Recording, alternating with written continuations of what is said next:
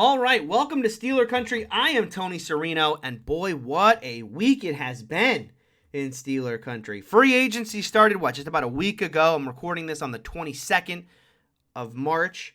So yeah, just about a week now into free agency. And boy, it's been a busy free agency for the Steelers. Now, we knew going in that this was not going to be a quiet free agency. The Steelers had a couple things going for them. Number one, they needed a quarterback. And so they were likely going to go out and make a move there. But they also had the money that comes with not having a quarterback. Right? I mean, Ben Roethlisberger's cap hits in recent years have certainly been on the larger side. And so him coming off the books in 2022 meant the Steelers were going to have some cap space to work with, just over $20 million in cap space when this thing started. And that was without making a move. That was without cutting any players or without restructuring any deals. The Steelers went into this offseason with $20 million. They did make some moves. They cut Joe Schobert. They cut Zach Banner, and that freed up another, I believe, $13 million in cap space. But the Steelers were relatively busy. I mean, they didn't go out and get the big names, right? The ones that Steeler fans like to dream about, the J.C. Jacksons of the world, or the Brandon Schraff or Tron Armstead. Yeah, the Steelers are not going to be in the market for those guys pretty much ever, I think, because the thing you have to remember about those players is that the value, yes, it is fun to sign a player to the richest deal because, look at the player we're about to get. But when you sign a player to that big a contract, the value that you're getting in a fixed pie scenario, which is what the salary cap represents, you get a guy who you're paying the top dollar at the position, and he's only the fifth best player at the position that year, well, then you had no value out of that, right? You had zero value. You had negative value out of that. And I think that's what the Steelers understand about free agency, which is, look, let's not go outside the organization. Let's not overpay for a player who in all likelihood is not going to bring back the kind of returns that the dollar amount we paid him represents. And that's why they like to build through the draft and just plug holes in free agency. That's why you normally see the Steelers wait until the second round of free agency or even the third round of free agency and pick up some cheaper players at spots of need, but not necessarily big name or big money guys. Now, this season was a little different. I still don't think the Steelers went out and spent big money, but this did represent somewhat of a shift in that they got, 6 free agents so far, and 3 of those players are near the most money on a year-to-year basis they've ever given out to a free agent. So, in some ways, they did break their mold, but again, we're not talking about $14, $15 million a year to any of these players. The big name guys here are getting $8-ish million a year, which is still far below, the big money that's being given out to some of these other guys. So we'll talk all about the free agency class and what I think about it and where this leaves the Steelers roster at this point. And then I want to shift into later on in the show about the pro day circuit. As we get in closer and closer to the draft, the pro day circuit is so important in understanding who the Steelers are valuing as their first round selection.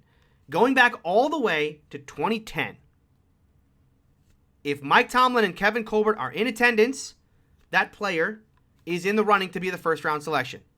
To word it another way, since 2010, every player the Steelers have taken in the first round has had either Mike Tomlin or Kevin Colbert in attendance at the pro day. That means if you're putting together a big board, if you're saying, here are the players that I think the Steelers could take in the first round, they better have had Mike Tomlin or Kevin Colbert in attendance at their pro day. If they weren't, it is very, very unlikely that player will be taken by the Steelers in round number 1.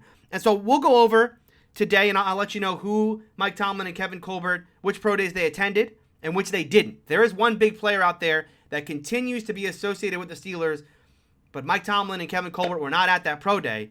And so I think some Steeler fans are going to be disappointed by that, but we'll talk about that later on in the show. Let's start with free agency right now, and it didn't take long for the Steelers, once the legal tampering period started, it didn't take long for the Steelers to go out and sign their first player, and that is quarterback Mitchell Trubrisky, formerly of the Chicago Bears and Buffalo Bills. He signed a 2-year deal worth anywhere between $14 million. That's the base of the deal. And it escalates all the way up to $27 million. It's performance escalators there depending on how he performs in Pittsburgh. So it's essentially a 2-year, $7 million a year deal that could escalate, but depending on how well Mitchell plays. Now, I know some of you who are listening, who also listen to me on either AFC North Talk or on Locked On Steelers, are expecting me to do a little victory lap right now. Okay, yes, I did predict that Mitchell Trubisky would be the next Steeler quarterback, and I predicted that all the way back in December. So, okay, minor victory lap for me here, but that's not why I'm excited about this. Right? I'm excited about Mitchell Trubisky coming in to be the Steelers quarterback because I think he was the best option, the best realistic option the Steelers had available to them. Again, going back to the daydream stuff. At quarterback, of course, we as Steeler fans all daydreamed about Aaron Rodgers.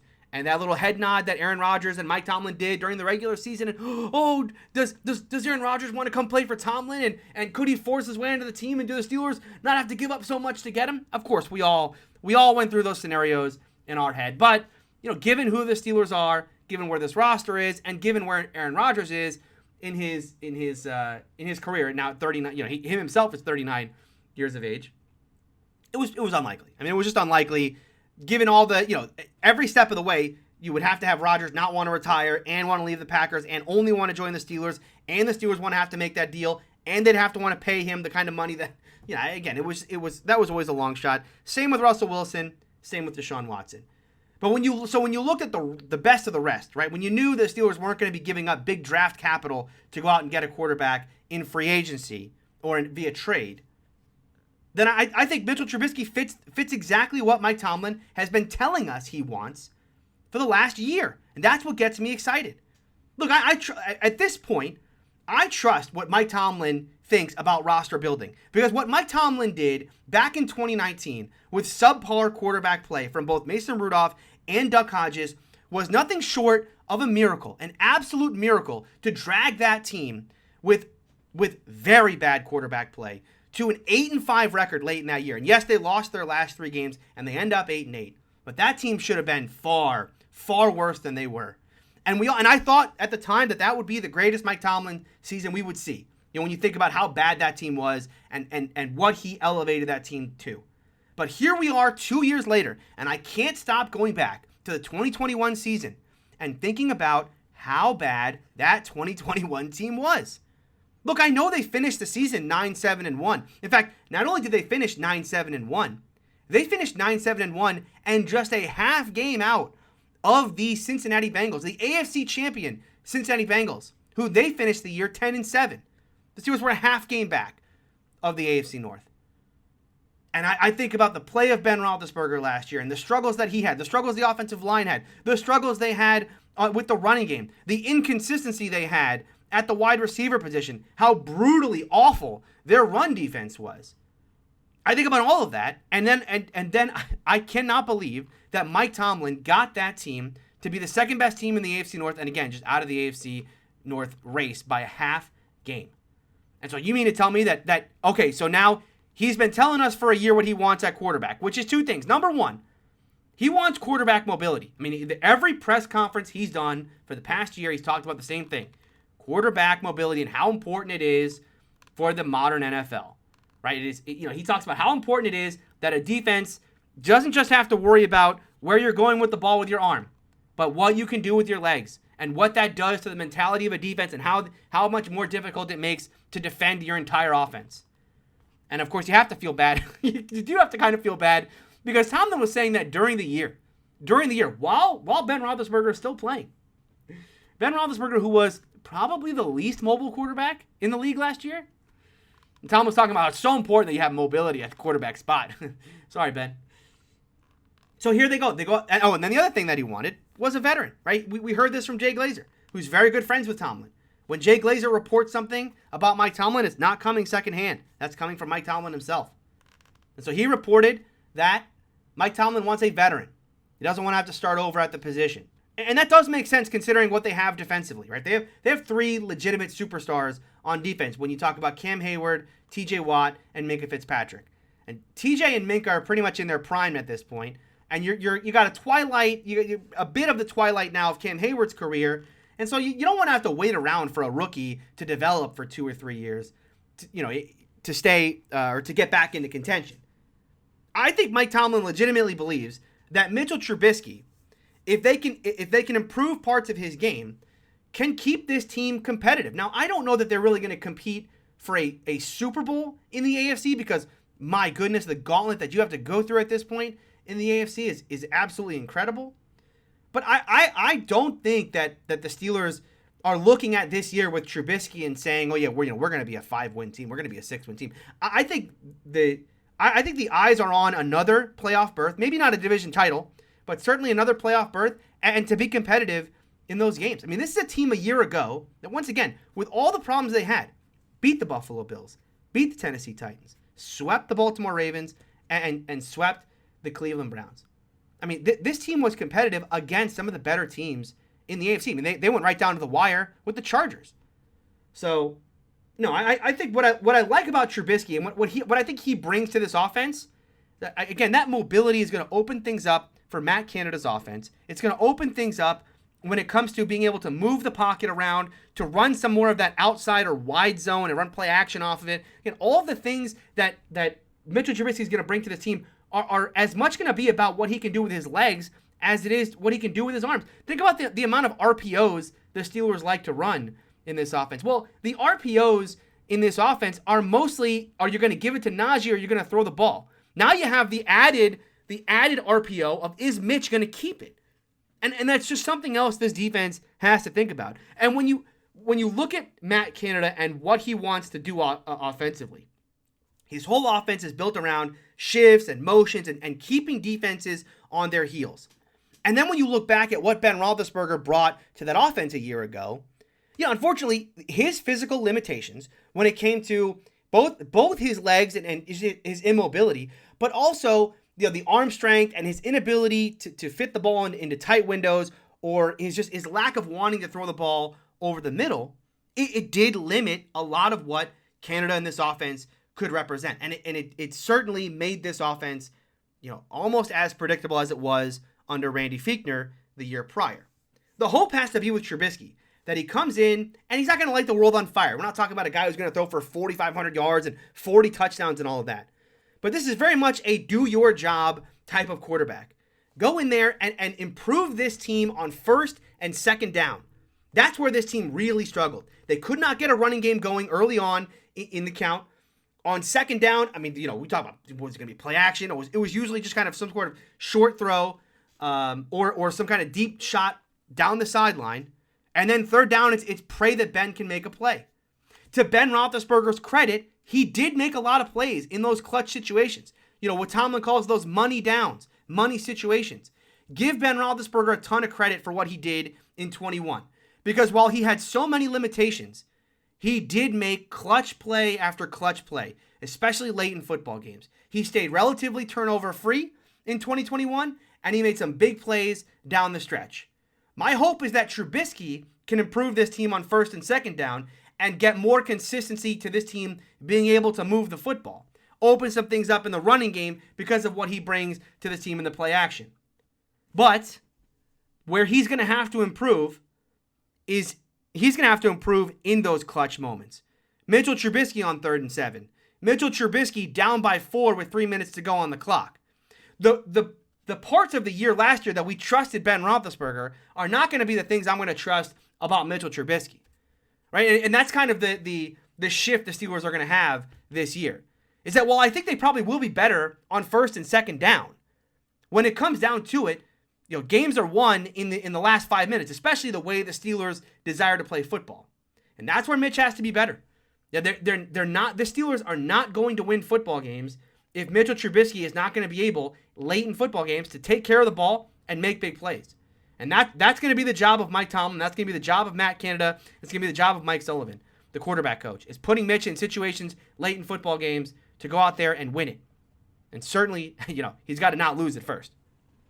So I'm excited about Mitch because, again, I think Mitch represents an overall improvement at the quarterback position, with the caveat there that, there's some big plays that he's going to need to make late in football games that at this point, you have to say it's an open question as to whether or not he can do it. Now, moving along here to the offensive line, the Steelers made a couple moves here that I think are intriguing. Well, they made 3 moves, actually. 2 of them are outside signings. One of them is bringing back a player to a contract that I don't think anyone really saw coming. But let's first start with the 2 players that they brought in from outside the organization. They first bring in Mason Cole from the Minnesota Vikings, a player who can play both guard and center, giving you that flexibility on the interior. And then they brought in another player on the interior, James Daniels, from the Chicago Bears, another player who can pretty much play any of the three positions on the interior. Now, if you look back at the Steelers' play on the offensive line back in 2021, where they really struggled, where they really got hurt was in the middle of that offensive line. Their interior offensive line was a massive, massive disappointment for a couple reasons. Number one, let's start with Kendrick Green, because he was, kind of the storyline of the year and how poor his play was. Kendrick Green came in from Illinois, third-round pick, loved his attitude, loved the kind of mauler mentality that he had. But the knock on him and why he was a third-round pick was because he was undersized at the position. And the question was, does he lack the kind of core functional strength that you need to go up against some of these bigger defensive tackles that you're going to be facing? And as the year kind of played out, unfortunately for Kendrick Green, it got worse and worse as the year went on. He really started getting mauled as the year went on. Look, it's tough for players to make the transition from the college game to the pro game when you talk about going from an 11 or 12 game schedule in college to now a 17, or even, with the Steelers making the playoffs, an 18 game schedule in the National Football League. It's tough to make that adjustment. I get that. But boy, did he really disappoint. And I think that the problem for me with Kendrick Green is it really did come down to that being undersized, that just not having the strength at the point of attack. How many times did we watch Kendrick Green just get absolutely mauled into the backfield on a play-by-play basis? That kind of road grader, right? The nastiness that he has. Unfortunately, that only got him so far, because what ended up happening is that he just has physical limitations that he couldn't overcome. And this is where I go. I hear people all the time talk about Kendrick Green and say, well, just move him to guard. Move him to guard. Why not just move him to guard? Well, the idea of moving a center to guard is fine and all if you believe that the problems that they were having at center were the mental part of the game. Identifying the mic and changing protections and all of that, right? If you don't believe a player can do all of that and still be a quality interior blocker, then yeah, you should move him to guard. But was that the issue with Kendrick Green? Are we looking back at Kendrick Green's 2021 tape and saying that the reasons why he was getting mauled into the backfield on a play-by-play basis is because he was thinking too much? I have a hard time with that. I think the problems for his game are core functional strength and him being an undersized player. And look, it's an open question as to whether or not you can fix that. I hope he's working. It's a training regimen in the offseason. He's got to bulk up. He's got to get stronger. But I don't believe a move to guard is the right answer for him. The right answer for him is to just get stronger. Is to hold up at the point of attack far better than he did back in 2021. And I think the moves the Steelers have made this offseason kind of tell you that I'm not sure that they're ready to completely give up on Kendrick Green. Certainly, not overall, and potentially not even as a center. I mean, it's not like they brought someone in right now who you're penciling in today as this player will absolutely be the center instead of Kendrick Green. James Daniels could be the center on opening day today, or Mason Cole could be the center on opening day. But neither of those players today, I think, unseat Kendrick Green as the center. And the reason for that is because you look on either side of the center position and you have two massive holes to fill. Let's talk about Kevin Dotson for a second and where he stands on this roster. Because one of the more intriguing storylines to look back on now was that report that we heard from Dejan Kovacevic of DK Pittsburgh Sports, who reported just before training camp was opening that the Steelers were very disappointed in Kevin Dotson, specifically his work ethic. Now, it was widely disputed at the time. Everyone's like, hold on, Kevin Dotson was so good back in 2020. How can the Steeler coaching staff not like him? He was the one bright spot in an offensive line that was aging and all of this. And then the season started, and Kevin Dotson was nowhere near the player that he should have been coming off of the season he had in 2020. Then he got injured, and he sat out pretty much the entire second half of the year. The Steelers activate him from IR, let him start practicing again, see if, can we get him back? No, they could not.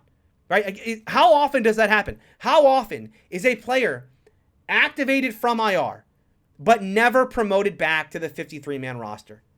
I don't have the numbers in front of me, but I would imagine that number is very, very small. And again, it goes back to the idea of the work ethic. The Steelers doctors clearly projected that he should be ready to go. That's why they activated him from IR. But he clearly was not.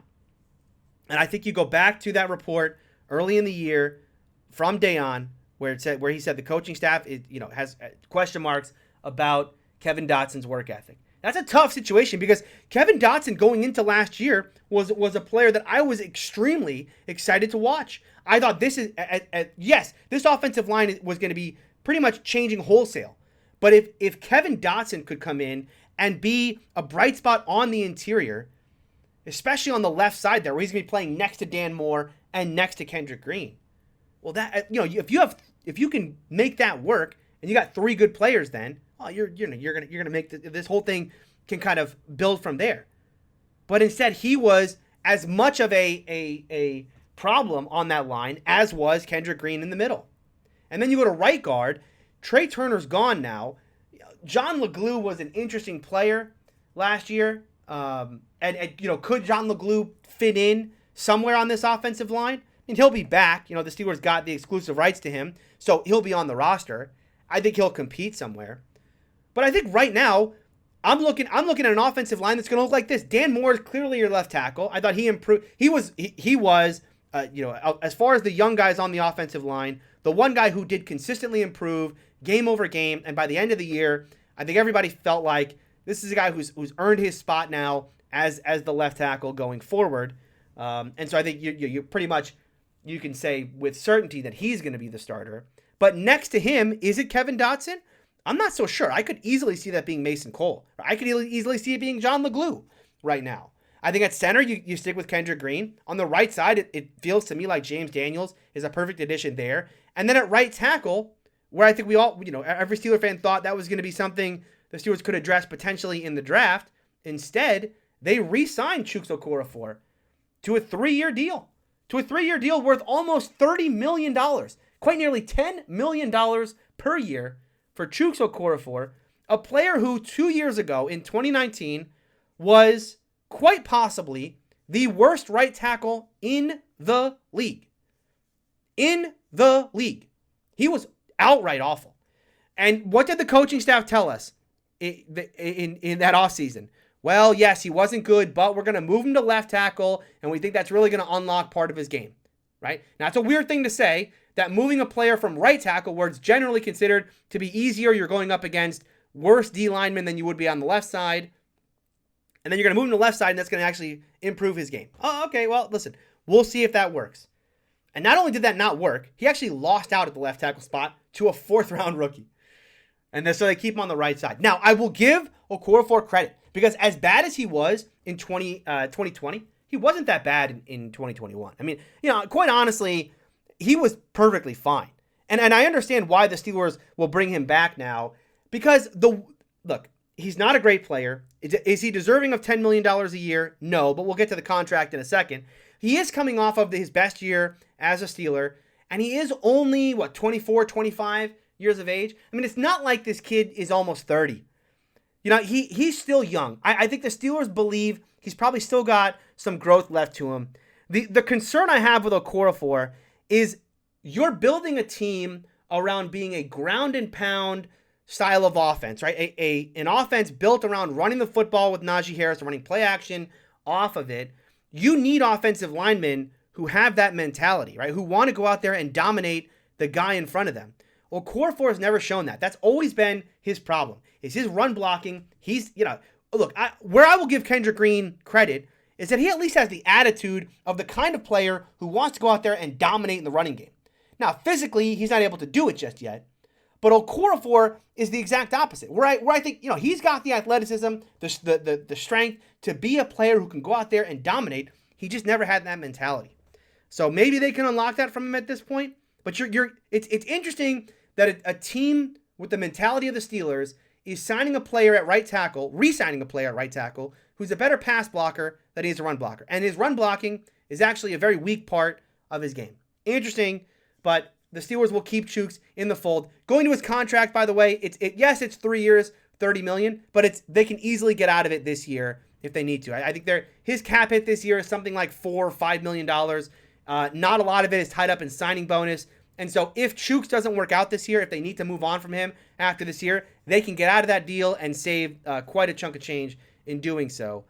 So overall, I think what they've done on the offensive line is fine so far. I do think they probably are going to want to add one more player because, as we just went over, I think the left side is perfectly fine right now. If that's going to be Dan Moore, I'm completely good with it.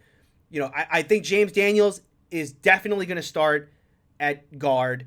We know Okorafor is going to start at right tackle, but I still have questions about both Kendrick Green and Kevin Dotson. Dotson seems like the kind of player now, as he enters into the third year, and a player who the coaching staff clearly has massive concern about, that I could easily see being replaced on this roster. Kendrick Green, I don't see getting replaced just yet. I think the Steelers are the Steelers are just not the kind of team that gives up on a player like Kendrick Green after 1 year. So I think Kendrick Green will be a starter in 2021, but I think there's still an open question as to who plays in Kevin Dotson's place if he doesn't step up. And that's where I think you could see the Steelers take a guard perhaps early on in the draft. All right, let's see. What else did the Steelers do? We got to go over to the defensive side at this point. Two big signings for the Steelers outside the organization. First of all, Myles Jack. Myles Jack cut by the Jacksonville Jaguars. And this was one, Steeler fans, where we daydreamed about it. We said, oh, could we really get Myles Jack to go alongside Devin Bush with Brian Flores as their coach? Yes, Steeler fans. Yes, we can. And by the way, it didn't cost a whole lot. 2 years, $16 million. $8 million a year. $8 million a year is a lot for the Steelers to give out. It nearly breaks the record of Steven Nelson. No, in fact, it just falls beneath that. But Myles Jack's a great player. I mean, Myles Jack. Now, here's the question I have about Myles Jack pairing alongside Devin Bush is when you talked about how are we going to fix Devin Bush, it was a couple things. One, you wanted to fix the defensive line. You wanted to improve that from where it was last year because none of those guys could stand up, and so it just meant essentially free runners, and by that I mean guards and centers and tackles getting to the second level and getting their hands on Devin Bush. You didn't draft Devin Bush at 5'11". What is he? 5'11", 230. You're not taking him. You don't draft him to take on guards at the next level, right? You want to keep him clean and let him move sideline to sideline, which is his game. And so in order to do that, you need to improve the defensive line, and you need to put a thumper, a Vince Williams type, next to him. Now, I don't know that Myles Jack is exactly the thumper, but where I think Myles Jack is a real improvement is where I think Devin Bush was the biggest disappointment, which is not the run game. People talk about Devin Bush in the run game all the time as being this massive disappointment. As I said, you don't draft a 5'11", 240-pound linebacker to be your mauler in the run game. You sign that player to be a difference maker in the passing game, to be the kind of player who you do not want to throw the ball against because he's too quick and he's too agile. And that is exactly the player Devin Bush has not been. In fact, to the point where he goes getting taken off the field on passing downs a year ago. That's where I think Myles Jack, that's where Myles Jack can help because we all remember 2017, okay? Myles Jack is a very good player on passing downs. I know that was, 5 years ago now, but I like this Myles Jack signing a lot. And I talked with Chris Carter about this on Locked On Steelers this week, about the idea of does Myles Jack kind of preclude this team from taking a linebacker in the draft now? And while I don't think the Steelers are going to be completely ready to let go of the idea of Devin Bush being a starting linebacker in this league, I'm not going to be shocked in the third round if they do take more of a thumper type, right? More of a guy to play alongside Myles Jack. Look, not to say that they're going to be giving up entirely on Devin Bush, but Devin Bush is essentially going to go into his final year now. They're not going to pick up the fifth-year option. And so you do have to start thinking about life beyond Devin Bush in some ways. And so, I think Jack is an interesting player, but what's going to be even more interesting is looking at the draft and seeing if the Steelers potentially draft someone not to take Devin Bush's place, but to play alongside Myles Jack in that thumper role at the linebacker position. The Steelers also got Levi Wallace at corner. Levi Wallace is this is a Steeler type player. When you evaluate cornerback when it comes to the Steelers, you have to remember that what they value out of a corner is not just someone who's going to get up at the line of scrimmage and play that press man and mirror and stay with you one-on-one down the field. They want someone who's going to be that player at the line of scrimmage who's in there in the running game just as much as they are in the passing game. They value that so much out of that position. And that's exactly the kind of player that Levi Wallace is. He's a kind of do-everything kind of corner. And I think he's going to fit so well in this defense. I don't know that he's going to be an every down starter just yet. I think that there's probably another shoe to drop at the cornerback position when it comes to the draft. But I think Levi Wallace, certainly, look, if Levi Wallace is the third corner on this team right now, that's a fantastic spot for this team to be in. And and let's say he is a starter. I mean, look, today, right now, if you're projecting, you would say Levi Wallace is a starting outside corner on this team, as is probably Ahkello Witherspoon, who the Steelers bring back. And Witherspoon was fantastic a year ago. And then Cam Sutton moves to the slot, where we know he can play really well. And I think that's, that right there is a pretty good position for this secondary to be in. And then, of course, behind that, they've got, they brought back Arthur Mollett. You still got Justin Lane. You've still got James Pierre behind that. And I do think a corner is coming in the draft at some point. So Wallace is one of those guys. Wallace is a very Steeler-like selection in free agency where it's very under the radar, 2 years, $4 million deal. Nobody's talking about it. But I think it's a scheme projection. He fits so well with what the Steelers want out of that corner position. And then that takes us to the final free agency signing, which is Gunnar Olszewski from the New England Patriots. He was a former All-Pro punt returner. This is a classic Steeler special teamer type. They brought Tyler Matakevich in the past, or Derek Watt, what he's been doing the past couple years. Olszewski's going to come in and likely be the kick and punt returner exclusively. The question is, are they going to play him at wide receiver? Do they see him as being a specialty player in the slot, potentially in a Matt Canada offense? The wide receiver position is super thin right now. You got Ray McLeod, who signed a deal with the 49ers, so he's gone. James Washington is gone. He signed with the Dallas Cowboys. And Juju is gone. He signed a deal with the Kansas City Chiefs. And so, boy, it's a really sparse room right now at wide receiver. You've got Deontay Johnson. You've got you've got Chase Claypool, and then you've got Gunnar Olszewski. Not a whole lot else at wide receiver. I do expect that going forward now, I expect to see the Steelers sign a wide receiver in free agency, and I expect to see them sign a safety at some point because Terrell Edmunds is still out there and unsigned to this point. I think right now, for me, the priority, though, has to be the safety position because I think this team needs to figure out, do they want to keep playing Minkah Fitzpatrick as this single high safety, the kind of last line of defense behind them, or as the rest of the league is starting to do now, do they want to go to more of a two high shell? Right? Do they want to put two playmakers back there side by side in a two high shell and force these quarterbacks in their division? Joe Burrow, Jamar Chase, T. Higgins. We've seen time and time again throughout this postseason run and even in the regular season how dangerous they can be down the football field. Lamar Jackson played his best ball in 2021 when he was able to hit down the field to guys like Sammy Watkins and Hollywood Brown. And Deshaun Watson has one of the best deep balls in the game. That's why he put up such massive, massive numbers in Houston the last time he was there. And so when you look at how does this team need to evolve on defense, I think it's an interesting thing that the Steelers have not signed a safety yet. And now you kind of take the landscape of not just the AFC North, but the AFC in general. Russell Wilson, Patrick Mahomes, Josh Allen. Does feel to me like adding a quality safety, a second safety to go alongside Minkah Fitzpatrick is going to be key to this defense. That Levi Wallace is coming in as a cornerback who runs a 4.6. He's not going to keep up with the speedier guys in this league. He's not keeping up with Jamar Chase down the sideline. He's going to need safety help over the top. Cam Sutton's not a speedster either. And Ahkello Witherspoon, while he has better speed, still not one of these, not a 4.3 guy by any stretch. And so I think the Steelers need to prioritize safety. We all keep talking about Tyrann Mathieu. I think it would be a wonderful addition. I'm not sure it's going to happen for sure, but I do think the Steelers need to prioritize that position and get a guy in who they can trust alongside Minkah Fitzpatrick.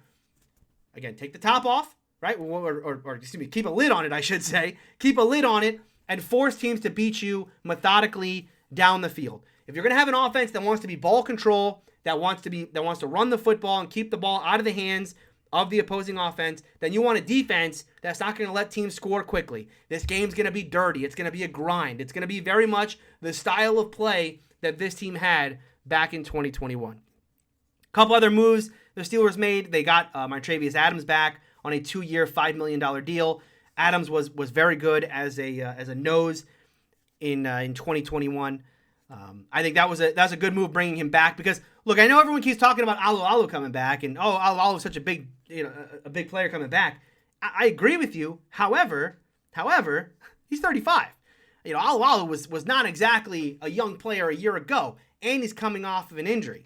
So I do think the Steelers adding some depth on the defensive line is a good thing, especially at that nose position. What I think is interesting about the Steelers on the defensive line is the fact that they didn't add another player, to kind of go alongside Cam Hayward, which would have signaled to me that they think Stephon Tuitt may walk away from the game. It seems to me at this point, and it's still a long process, we'll see what they do in the draft, but it does seem to me that the Steelers are likely, assuming that Tuitt's coming back, which in all honesty, forget about all the signings they just made, right? The Mitchell Trubiskys of the world, the James Daniels. Getting Stephon Tuitt playing football again is the biggest acquisition this team will make this offseason. You look at how poor they were in the run defense last year, and not only that, but what he brings as a pass rusher as well. I mean, that is a monster player to add back into that defensive line. So that takes us through all of free agency. Now let's move over into the draft. We are fast approaching the draft. This is a little over a month away. And I think we're starting to narrow down here where the Steelers are going in the first round. I will say this, if you were disappointed that the Steelers took Mitchell Trubisky so early on in free agency and thought that, oh no, that means they're not going to get a quarterback in the first round. Well, I got some good news for you. It seems like the Steelers are looking very closely at a couple quarterbacks in this class. So again, to kind of set the table here, what we're looking at, and we talk about the pro day circuit, is where did Mike Tomlin and Kevin Colbert attend? Once we narrow down the schools that they attended, we can take the draft prospects from those schools and say that this is the list of players, this is the possibilities for the Steelers. Because Mike Tomlin and Kevin Colbert have been at the pro day of every player the Steelers have taken in the first round, going all the way back to Ziggy Hood. Ziggy Hood was the last player where neither Tomlin or Colbert was in attendance. So, looking through it, let's just start with today. I'm recording this on the 22nd of March. It was Malik Willis's pro day. Now, you go all the way back to the Combine, where it seemed very obvious, and the rumor was throughout the entire Combine that Mike Tomlin, the Steeler coaching staff, the Steeler front office, enamored with Malik Willis and his skill set. And now, so that takes us to today, which is the pro day. And yep, Mike Tomlin, Kevin Colbert, Brandon Hunt, who is potentially the new general manager, Matt Canada, and Dan Rooney Jr., who is the player personnel coordinator, all in attendance. And by the way, I want to give a huge shout out here to Alex Kozora of Steeler Depot. He does a fantastic job scouring the video, the pictures coming out of these pro days to identify which Steeler members, which Steeler employees are at these pro days. So huge shout out to him. All the information I'm telling you today is coming via his reporting. So I want to give him a massive shout out here on the show. So Mike Tomlin, Kevin Colbert, Brandon Hunt, Matt Canada, and Dan Rooney Jr. all at Malik Willis's pro day. Yes, you can start to daydream, Steeler fans. Those of you who didn't want to see Trubisky, who would rather have Malik Willis as the future star of this Steeler team, well, not going to stop you from daydreaming about it.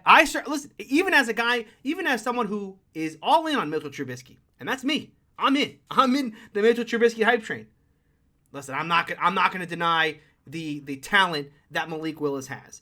I understand that the floor is very, very low for him, but there is no ceiling. I mean, when you look at his skill set, there is no ceiling for Malik Willis. He's a long way to go. He does have a long way to go. But as always gets said, it's never been easier. It's never been easier to play quarterback in the National Football League.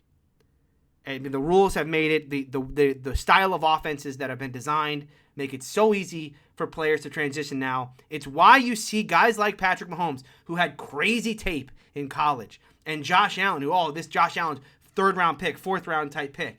And these guys have now become the best players at the position because it's becoming an easier transition. And you need to, the thing that I have learned in scouting this position over the past couple of years and watching the transformation of the position, stop caring about the floor.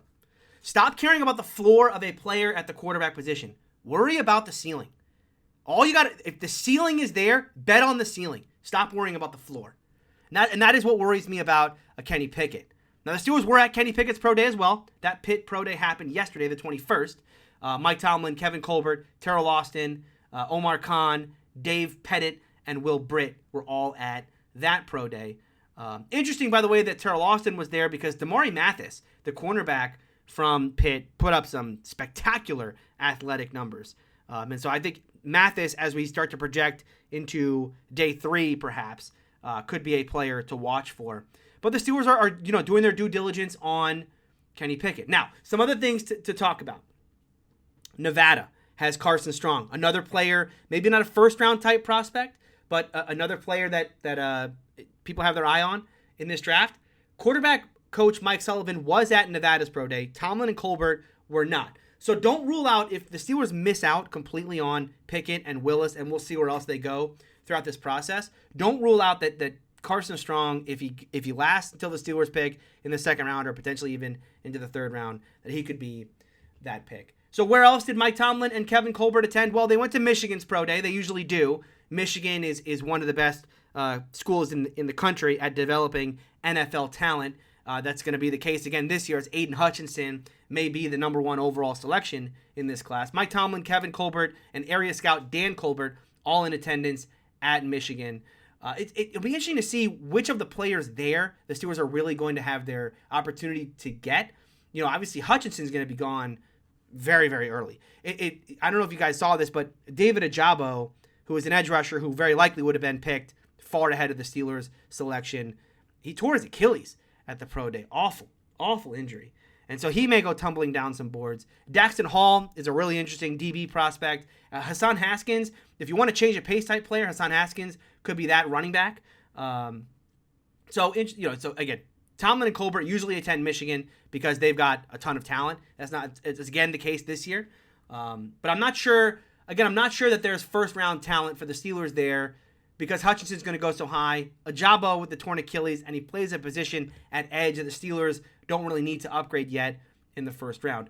The Tomlin and Colbert also at Clemson's pro day, along with Brian Flores and wide receiver coach Frisman Jackson.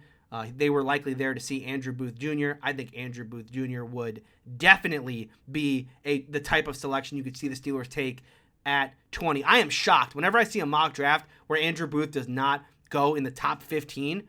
I mean, the Steelers just don't get a chance at a guy like Booth. So sticky in coverage. Again, a physical, both as a corner down the football field, but at the line of scrimmage as well. I think they would love to take Booth at 20, assuming that they miss out on quarterback. Justin Ross at wide receiver is an interesting player. It did not test well whatsoever. He was so good, I believe, as a freshman, right? Wasn't it? It was way back. And the other thing to note there is that Frisman Jackson put Ross through his workout, so got a real up-close look at Frisman. Let's see. Other ones that they went to, Georgia, of course. Georgia has pretty much every good defensive player in this draft. I won't go over all of them, but the big name there was Jordan Davis. That's the defensive lineman that put up numbers that are so spectacular. It defies belief that a player of that size can move that fast and that athletically. I would be shocked if Jordan Davis is still available to the Steelers at 20, but boy, would he make a tough decision for the Steelers if he was, because, again, I don't know that the Steelers need a massive upgrade on the interior right now, especially if they believe Tua's coming back, but you just can't pass on Jordan Davis. Devontae Wyatt, Trayvon Walker, Nakobe Dean, Quay Walker, Channing Tindall, Louis Cine. Louis Cine is a good player, by the way. Look for him in the second round for the Steelers. All very good. Wide receiver George Pickens is another player that I think the Steelers would be lucky to get potentially in the second round if he fell that far, but even at 20, I think George Pickens at wide receiver could be a real difference maker. And those are all of the pro days that Mike Tomlin and Kevin Colbert have attended so far. But that does so that's the list right now. And obviously, out of these players that I've just talked about, I think Kenny Pickett and Malik Willis are the two most intriguing because they represent what could potentially be the future of the quarterback position for the Pittsburgh Steelers. I think for both players, if the Steelers want to get them, they'd have to move up in the draft. And the question is, how far are the Steelers willing to go? They're at 20 right now. If you look at the 2022 draft and who's picking where, I think number 10 overall makes a lot of sense. The Steelers have already done this once in their history. They've already gone from 20 to 10. That was back in 2019 to get Devin Bush. So we've seen this before. Would they do it again? Would it cost more this time? And would they have to go even higher, potentially? I mean, I've seen Malik Willis. I've seen rumors out there that Detroit likes him a lot, and that's really going to rule out the Steelers getting him whatsoever. I mean, they can't move up to the second overall pick in the draft. But who do they have to get ahead of? All right, well, do they have to get ahead of Carolina at 6? That would mean that they have to go up from 20 to 5. That's a lot of draft capital to have to give up. Do they have to get ahead of potentially Seattle at 9? Or do they have to go ahead of Atlanta at 8? That means that do they have to get to number 7 in the draft? And could they, again, number 10 ahead of Washington, that feels more doable to me. It's just something to watch on draft night. I think the Steelers really do covet Malik Willis more than any other player in this draft. They usually don't the Steelers don't make a secret of it. Everybody knew last year it was going to be Najee Harris. It was just a question of if Najee Harris was going to last that long. He did last that long. He ends up being the selection.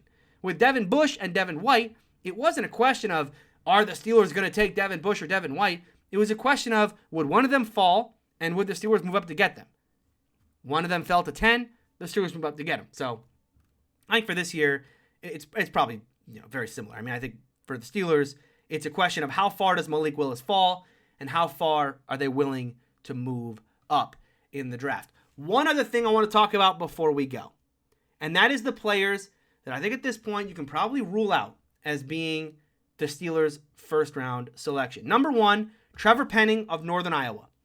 Tomlin and Colbert not at that pro day. They were, again, that pro day happening the same day as the Pitt pro day. So Trevor Penning, who's a very good tackle, very got that kind of attitude the Steelers look for.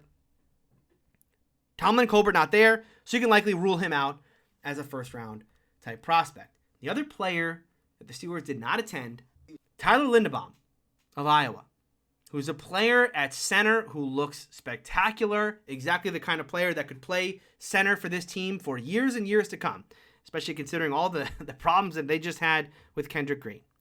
This player has been in a mock draft for the Steelers over and over and over again. Well, Mike Tomlin, Kevin Colbert, not at that pro day. Not at the pro day for Tyler Lindebaum. I know that's a disappointment to a lot of fans. It doesn't completely rule it out. Again, this has been the rule to this point. I shouldn't sit here and say it's impossible for them to take him. But we're talking about 12 years of history now. It makes it very, very unlikely that Tyler Lindebaum will be the Steelers' first-round selection. So looking forward now at some of the pro days coming up, I'm recording this on the 22nd, so tomorrow you got an interesting one. You got Ohio State's pro day. Garrett Wilson, Chris Olave, receiver talent there. The Steelers have an opening at receiver. Do they value that? Could see them there. You could see Mike Tomlin, Kevin Colbert there.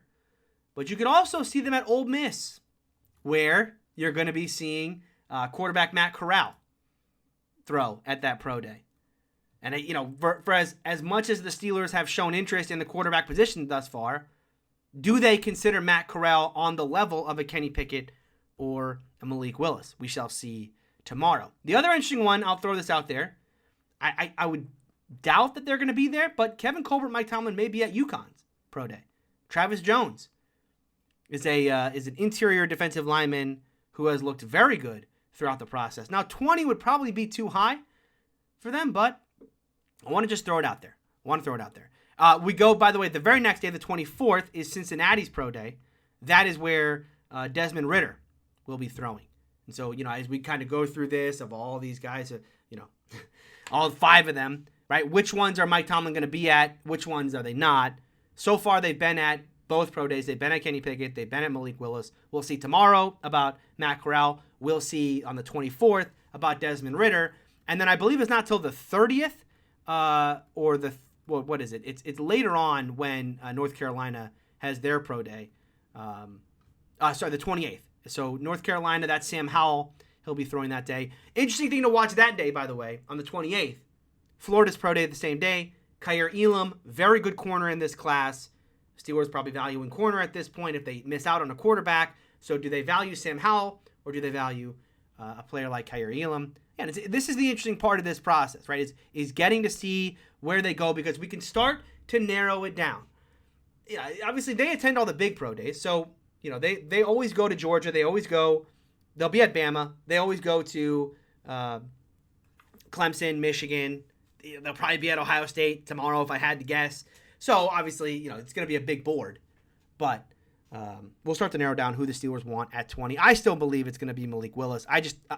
For me, it's just a question of how are they going to get there, and what is that going to look like as far as draft capital given up. Malik Willis is not lasting to 20, so the question is how far are you willing to go up to get him.